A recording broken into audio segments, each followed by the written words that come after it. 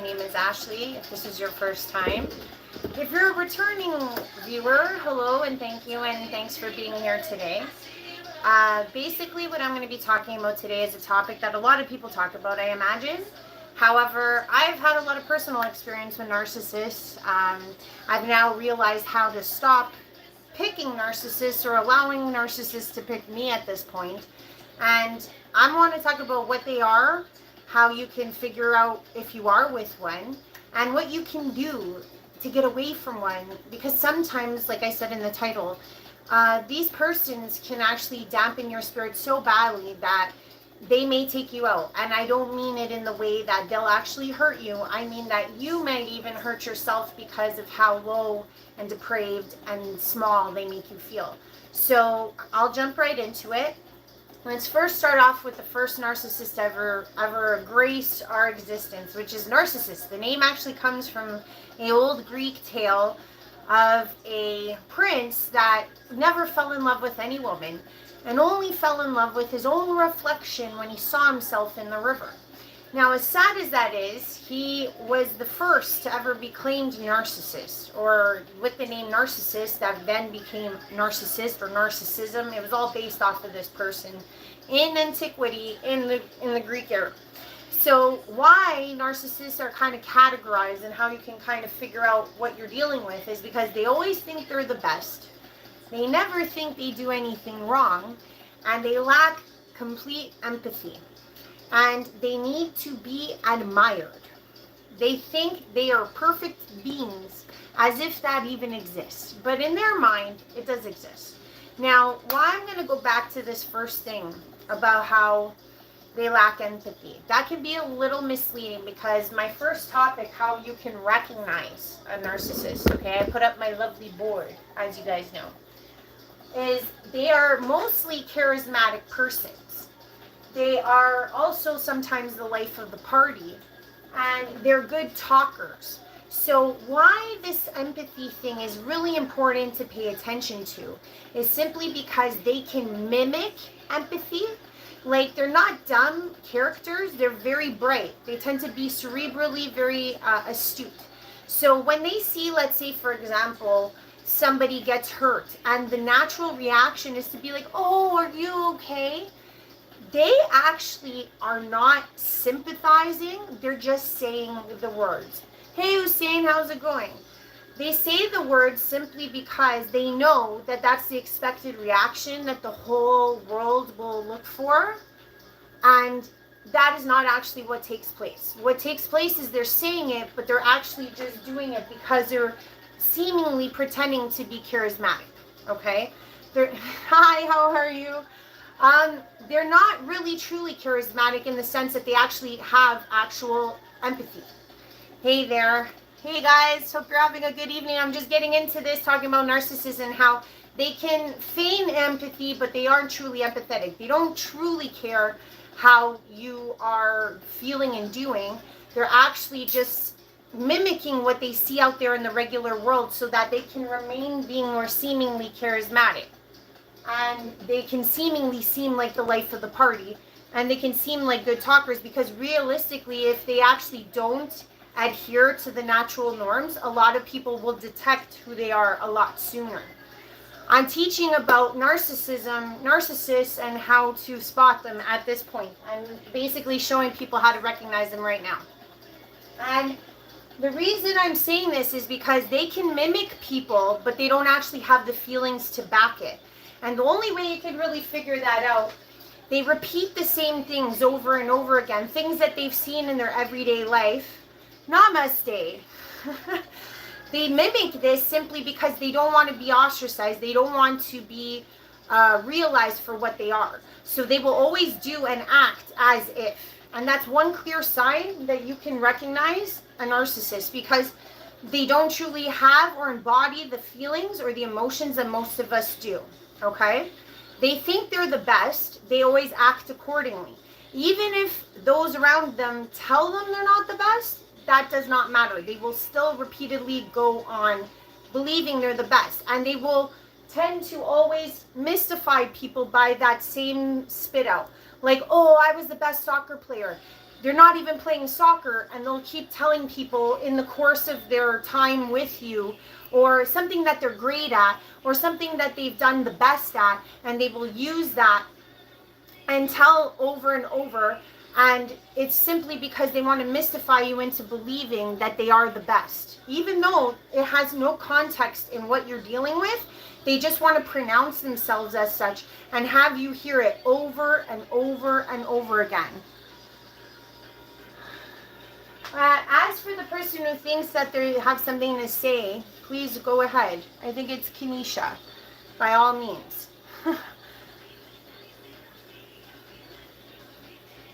Empathy is not a lie. It's actually a true thing, or you have it or you don't have it.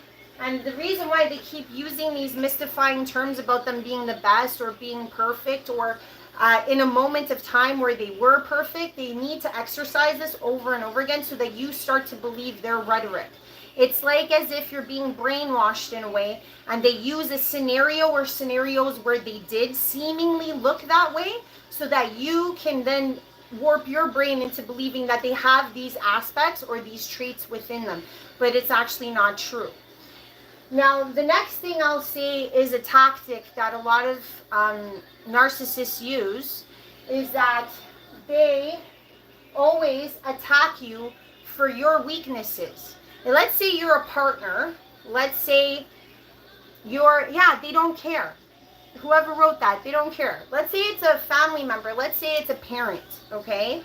Well, you'll notice some of the tactics that they use is they will watch you with a keen eye, you as the person that they wish to impart their narcissism on.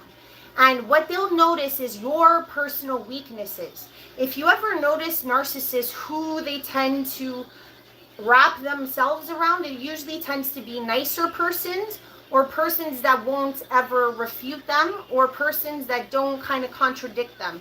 They tend to be surrounded by those, and especially the nice ones, because they know that we, as the nice persons, have sympathy for other human beings. So what they will do, they will learn how to attack you as the person. And what this is all about, for whoever just got here, it's about narcissists. So they will find what your weaknesses are. And for example, like let's say you are a good worker. That is something that is true.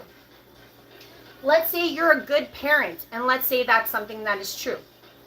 Let's say that you make money and you're a provider, and let's say that's a truth, right? What I mean by this, they don't communicate, you're very right, and that's my point, what I'm getting to. They will attack you with what your truths are. What you know to be true, they will tell you things and say things like this, like, you're lazy. They want to attack your good worker status. They want to attack the things that mean a lot to you, which is being a good worker. So they'll say things like, you're lazy, just so that you get infuriated, just so that you feel less than. And they will repeat that over and over and over again within the course of the time that you were with them, okay? Another thing is that, let's say, for example, you think you're a good parent. You think you do your best. You think you do your hardest to be a good parent. You're not irreparably broken. We can all be mended. Just saying, whoever wrote that. They will say things and incite examples where you made mistakes, let's say, with your child. Let's say your child took a tumble and your narcissist person happened to be there. They will mentally log that in their brain, and they will use it later down the road. Not that moment in time, but later. And what will happen is that they want to target this part of you that feels that you're a good parent. So what they'll do is they'll keep that example, and when you are at a lower point or stage in the day or in the week, they will incite this example so that it targets your good parent truth within yourself. They want to make sure that you feel less than, and they'll say, oh, yeah, you're not that great of a parent. I mean, what parent lets their kid fall? They know you feel guilt for that. They know that you will actually be triggered by that statement, okay? So what happens is that they will repeat it over and over again, and they will use that example over and over again just to make you feel less than and less than and less than, okay? So let's say, for example, you think that you're a money maker. You're somebody who goes to work, you work hard, you save your money. This person will say that you're frivolous. Let's say, for example, you go to the store and you decide for once in your life to buy that something, that beautiful outfit that you never would afford yourself or allow yourself to buy, okay? They will say something underhanded like, oh, you're frivolous. You're always wasting money. Look at you always wasting money. That's why we have no money for bills. They know that that's not a truth, but they will repeat that over and over and over again. They will make you feel small again. They'll make you feel frivolous is really what you are. They will say it so many repeated times that you start to question that truth, okay? Let's say, for example, you take a lot of pride in how you look. Let's say you take a lot of pride in what you wear, how you do your hair, etc. They will tell you in certain instances, let's say that you're not your best. You put on your joggers, you went to the park. They'll point out at that specific time that you look bad. They'll tell you that you don't, oh, those pants make your ass look big. They'll say something derogatory to cut you in the whole appearance of looks that you take so highly and regard so highly within yourself. They'll find you at your lowest moment and they will make sure that they point that finger at you so that you feel less than. This is what I call negging. This is what I call the reason for their existence. They constantly want to make you so small and basically feel like all the truths that you believe within yourself are incorrect. They will find out what your weaknesses are, and your weaknesses tend to be your truths, and the truths is what they will attack all the time. So, another thing that I will say about narcissists is made to be the problem. Exactly. They find a way to neg you. Hey, Lewa, thank you for chiming in. It's true. They will find a way to tear you apart piece by piece by piece. And that is what their MO is, okay? Another thing that I noticed about narcissists, and I've handled 3 in my time, and I've managed to get away from 3, and it was not easy. And the reason why I brought this up is because a lot of us don't even know that we're facing a narcissist until it's too late. But another tactic and another thing I noticed with narcissists is that they will always indirectly be the ruiner of your plans. They will ruin your plans. They will make sure, let's say, for example, you told them that you have this great plan. Let's say the great plan was to go on vacation. I wish we could not make anyone, but I'm saying usually narcissists tend to be our lovers. They tend to be our partners. They tend to be our parents. They're people that are highly strung and corded to us usually. And seemingly, because like I said at the beginning, we may not recognize them because they are charismatic. And usually other people always think they're nice people. The only person that does know that they're a narcissist seemingly and eventually and hopefully is the person that they're interacting with so closely. It's the child, it's the partner, it's the brother, it's the sister. They know what chords to play and they play you like a fiddle.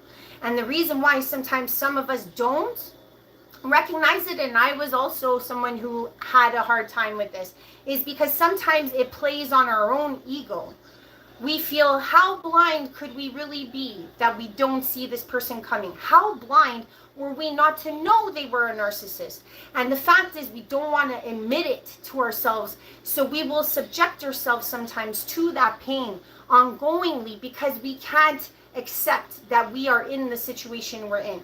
What it means at that time when we realize who they are is that we have to do that hard cutoff. We have to do that hard disconnect. And sometimes it's hard because they're not people that are easy to disconnect from. So that's why narcissists can put their teeth into you and you might say to yourself, oh, you could get away with them or you have the control. But the reason why I'm making this video is because sometimes people don't know that.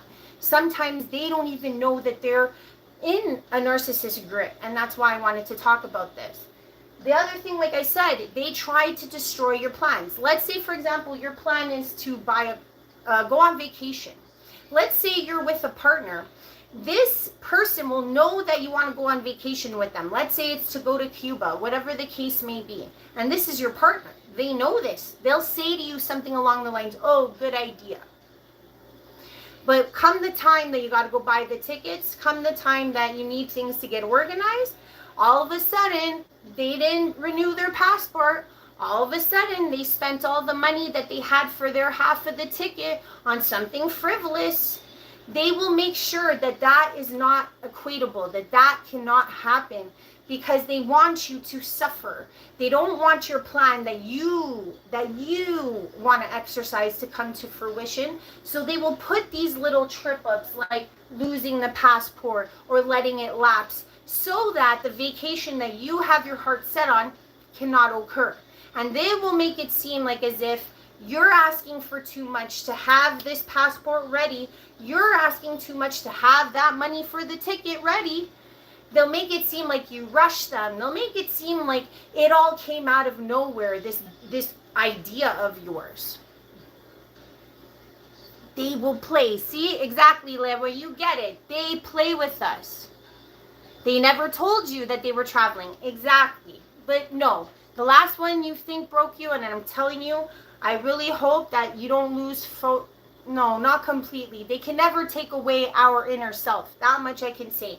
Whatever little fragment you still have to be on this stream right now talking to me is the little fragment that can blossom forward, because I know exactly what you mean. I know that these people decimate you, and that's why I wrote that in the title, that they could take you to places that you want to end yourself. They won't be the ones to get their hands dirty. They will make sure that you do it. And they won't leave you.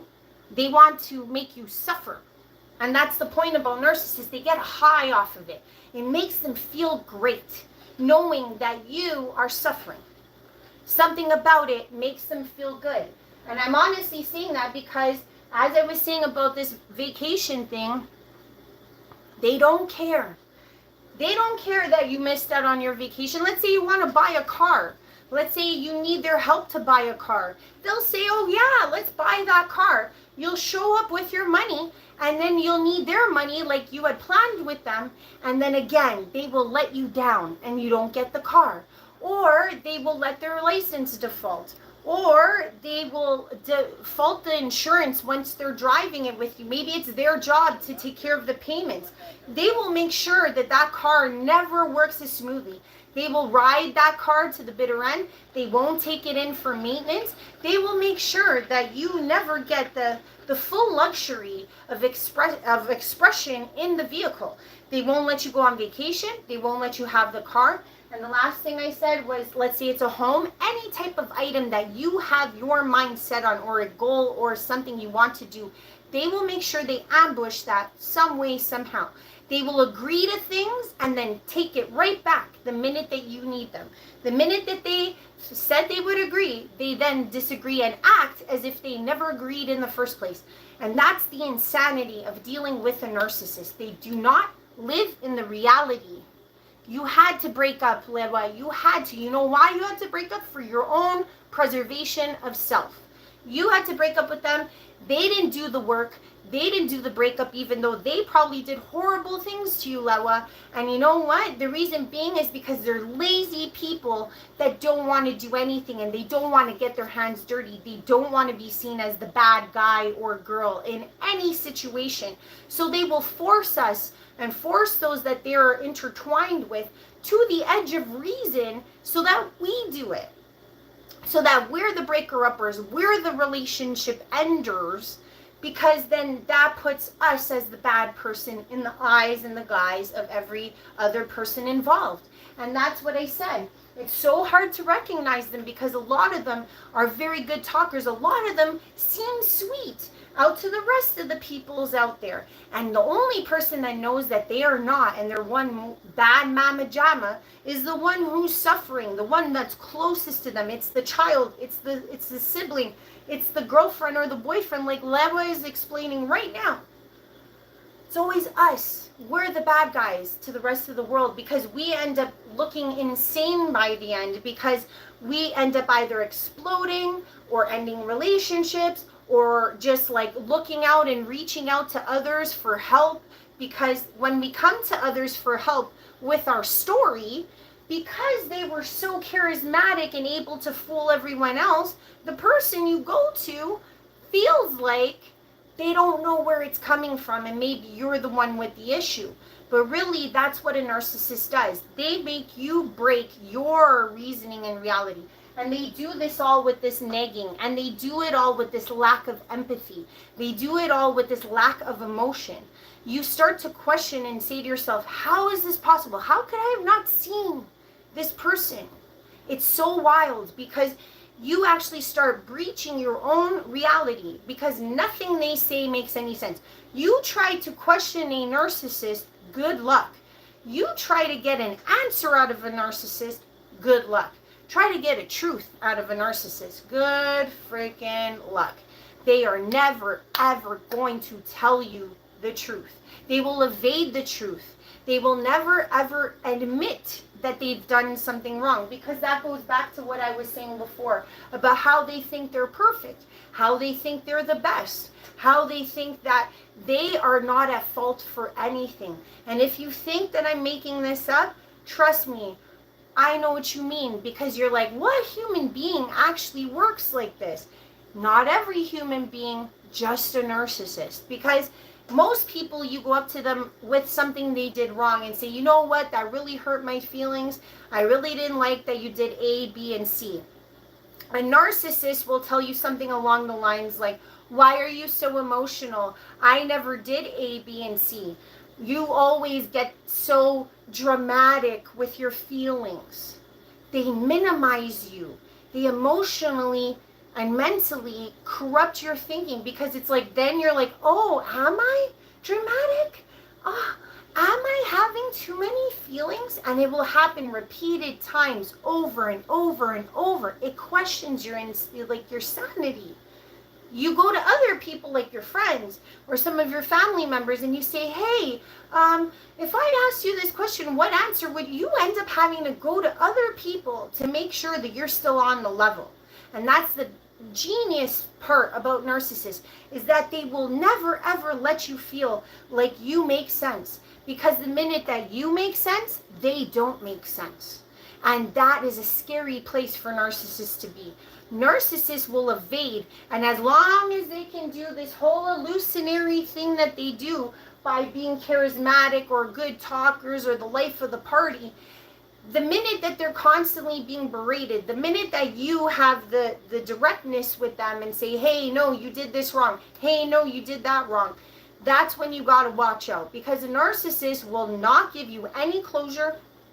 They will not say that they were in the wrong, so you never feel like you're ever getting that solace or that solitude that you need as a person. Most human beings need to understand why. We are here as human beings trying to understand the rhythm of life all the time. And if you can't even have a normal conversation with the person, be it if they're your parent, your sibling, or they're your partner, sometimes they can be your child, but that's a little more tricky because you can't excommunicate a child, right? At least a small one. But the thing is, they will never ever give you that solace. They're never going to say, I was the one who did this. And you have to be okay knowing that that is the result, because you will lose yourself. And like Lewa was saying, one of the followers here, that they had to do the breakup. They had to do everything that was so painful, because you end up being in a relationship by yourself. Even though the narcissist is there, even though you might be in pictures with them, you are truly in a relationship all by yourself, because there's no communication. They don't make you feel good. They don't make you feel wanted. They don't make you feel needed. The only thing they need from you is for you to feel small, to make them feel big, to make them feel grand. It helps with their inflated ego of being the best and being perfect, because in a sense, the smaller you seem and the less capable of taking your own voyage in life makes them feel like they're stepping on you to rise higher. And the thing is, most narcissists will not stick around if you actually refute them. One way that you can conquer a narcissist, and this is my first tactic, is to do what they do to you. Use the same tactics, okay? So like I said with the negging, the reason why I said they pick your weak points, like let's say for example you think you're a good worker, they will always tell you things like, you're lazy, you don't clean the house, you don't do anything around here. Now, here's the funny thing, and here's the truth. They are the ones who are lazy. they're the ones that don't do anything. Because usually what happens with narcissists is that they seemingly manage to convince you of these truths that they're false. You don't think you're a good worker anymore. You don't think that you're able and capable of doing things. So what happens is that you start to overdo things. You start to overclean, overwork, overdo, just to compensate for this lack of clarity that you have in your life. So what happens with a narcissist, the tactic you must find is that you need to find their weak points. And usually a narcissist's weak points is that they need to feel like they're established. They usually need to have monetary things. They usually need to feel like they are the best. So let's say if they're the best at sports or a sport or whatever they're good at, okay? Whatever that is that you see in your life, it could be your parent, it could be your sibling, it could be your partner. Figure out where their weaknesses are.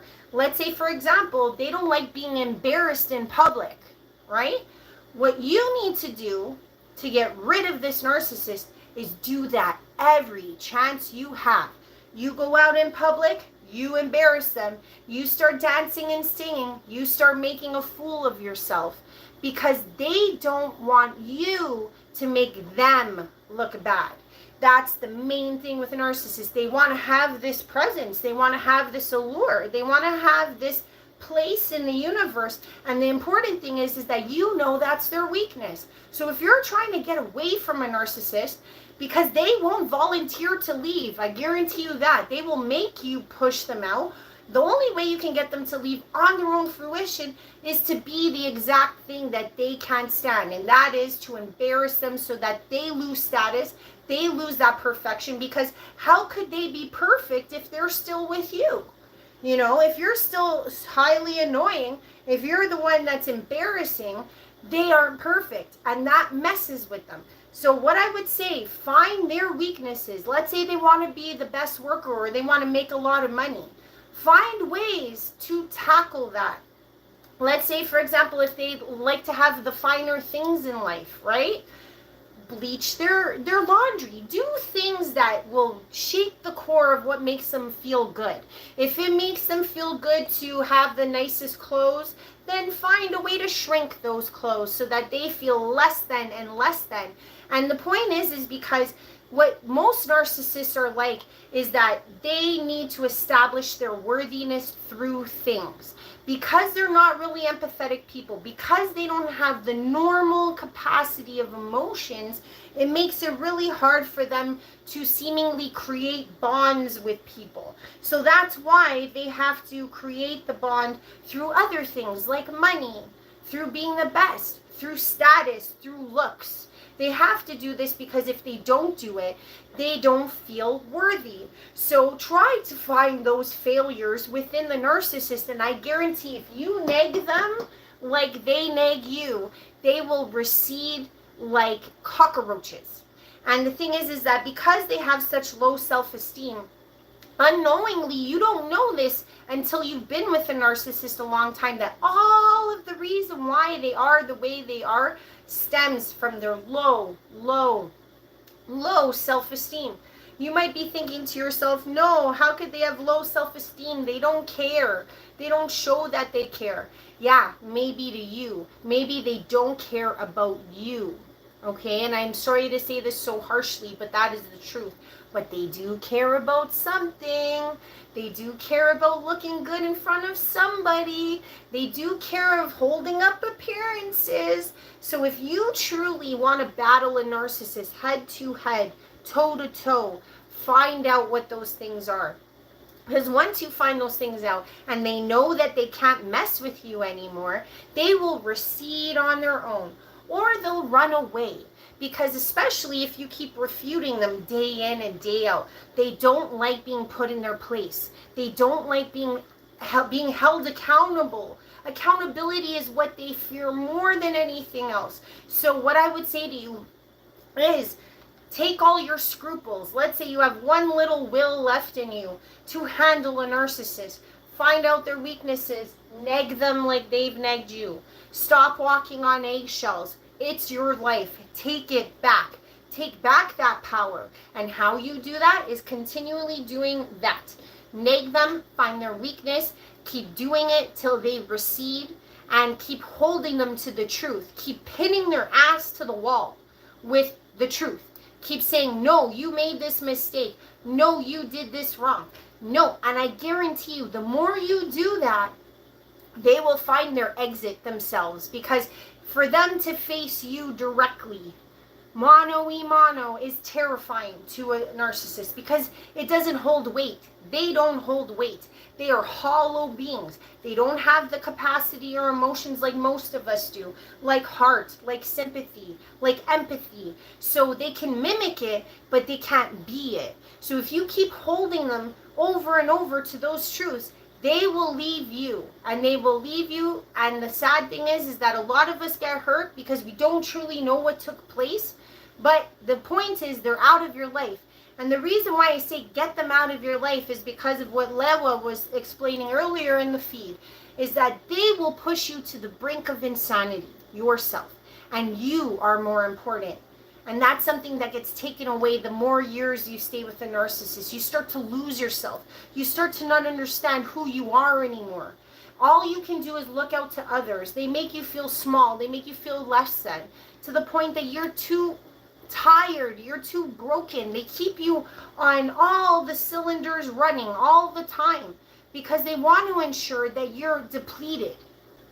So, like I said, if you do have any sliver of that person still inside of you while dealing with a narcissist, nag them, find their weaknesses, and stick their ass to the wall with truths. And I guarantee you they will leave on their own accord. And that's all I'm going to say today about narcissists. Because personally, I have dealt with 3. One being my father, one being my first husband, and the third being my ex that we broke up 2 years ago. So I do know that as someone who went through, let's say, 18 years, well, I wasn't old enough to know my dad was a narcissist till I got older, but I'd say a solid 12 years with my dad when I knew he was one, and a solid 7 years with my husband, my first husband, and then a solid 5 years with my ex out of the 8. That's when I started really realizing what he was, because he was such a good talker and such a philanthropist, and they all were seemingly nice people. And that's where I went wrong. And the thing is that how can you test for a narcissist? Figure out if their words match their actions. You will know that you're dealing with a narcissist, and this is something that I use in my everyday life now when I do interact with people. Any guy that I've dated, I've thrown out these little tests because I'm like, I'm not going to get tripped up again. They don't have empathy. So let's say, for example, you want to know if a guy's a narcissist. Let's say you have a dog or some type of creature or some type of animal in your house, okay? And this is just an example to see what type of person you're really with. If they meet your animal and they're all like, oh, coochie, coochie, coochie, coo, that's them acting, because they can always act like they're normal, like they're like other people who like animals, right? Because that's the normal thing to do. Narcissists have to act normal in order to attract the empaths. They have to attract the nice people. So they have to play the nice person at the beginning. Now, here's the funny part. If you start dating this person, ask them to do you a favor. Ask them to walk your animal or your dog, your cat, or feed your cat, whatever the case may be. I don't care if you have to fake this. I don't care if you don't go out of town. Just ask them to do it, okay? And if you get some resounding remark like, oh, you know, I can't. Now, everyone understands people can't, right? But let's just say you know for a fact that this person could, and they choose not to, and they say no to you repeated times. 9 times out of 10, I'd say you're dealing with a narcissist, not because they're refusing to do it and they're showing that they're lazy, but because they don't truly care about animals.